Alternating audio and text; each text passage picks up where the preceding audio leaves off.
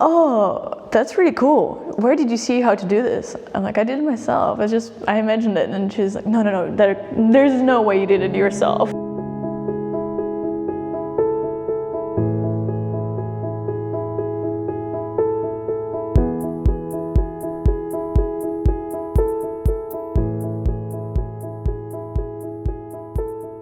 Ooh, I mean, to be honest, I didn't really start painting that early, I think. It's that in Russia I was kind of doing the usual kid things, and then when we moved to England for 1 year almost, with my mom and my dad, one time I came out of the bathroom and I had, one of those carton things that hold the toilet paper.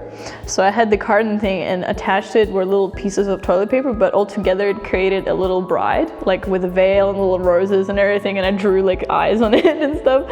And I showed it to my mom and she was like, oh, that's really cool. Where did you see how to do this? I'm like, I did it myself. I imagined it. And she's like, no, there's no way you did it yourself and you imagined this. Like, there's just no way. But then she thought, oh, that was really cool, and decided to put me into some kind of art classes since that moment.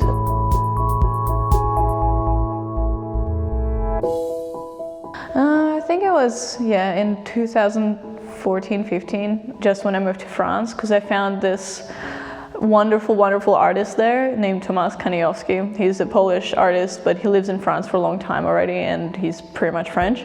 And we found him on Facebook because my mom wanted to help me get into some school by developing my skills, essentially, because in my high school it wasn't really true like teaching how to draw or paint. It was just kind of art class, it was in the classical sense of school classes.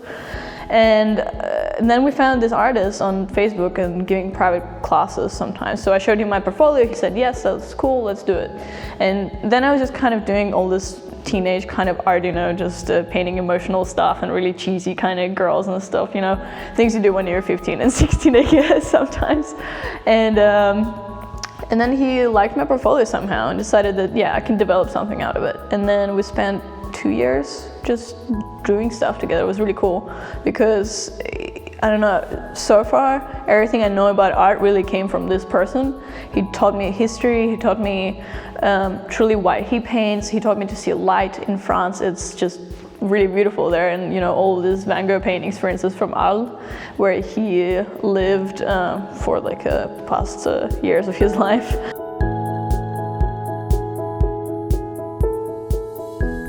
Well, it's pretty chaotic most of the time, and it's not like I stick to one thing necessarily every single time. It goes from painting to painting, from drawing to drawing. But most of the times it's really quick, so I think the best aspect is that I can capture something really quickly in terms of the most important emotion or the most important pose or something. If it's talking about people, or if it's a landscape, it's the main shapes are right there essentially, and all the lights more or less are kind of also there from the start, which is the most important part of an artwork, I think. I describe it like this.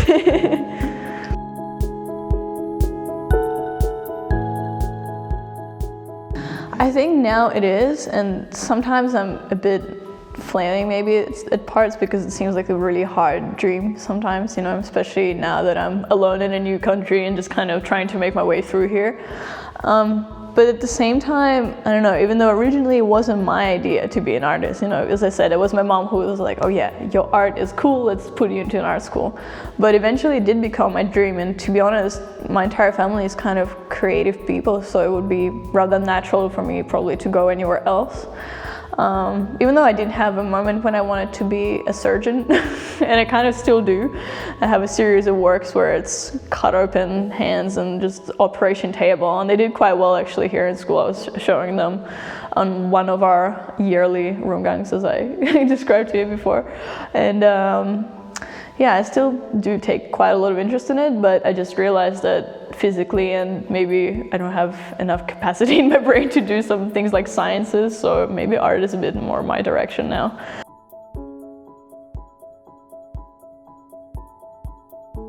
But I think the most important one was to learn to actually look at the thing, because I notice a lot of artists just kind of, they know what a lamp looks like, right? So they have, for instance, this lamp right here.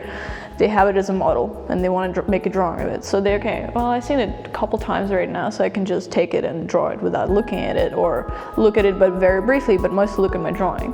And I think that's one of the big mistakes, because the drawing is just studying your model mostly, and then the least of it is drawing. Because if you truly know your model, you'll be able to represent it with the least amount of color or least amount of lines, and I feel like that's where the finesse comes in when you paint or draw.